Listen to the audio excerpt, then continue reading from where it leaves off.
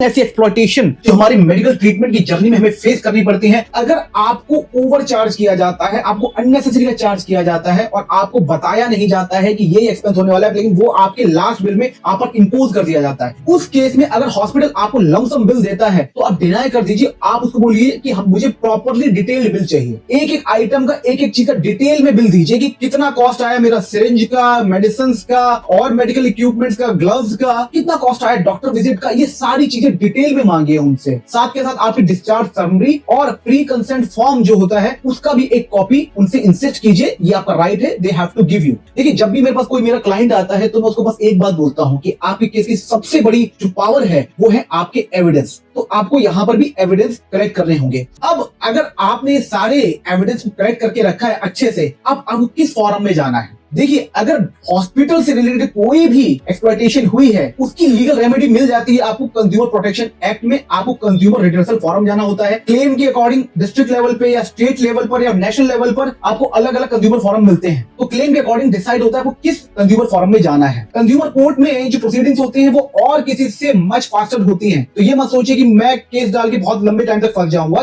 इसमें जो आउटकम आता है वो और किसी से ज्यादा फास्ट आता है।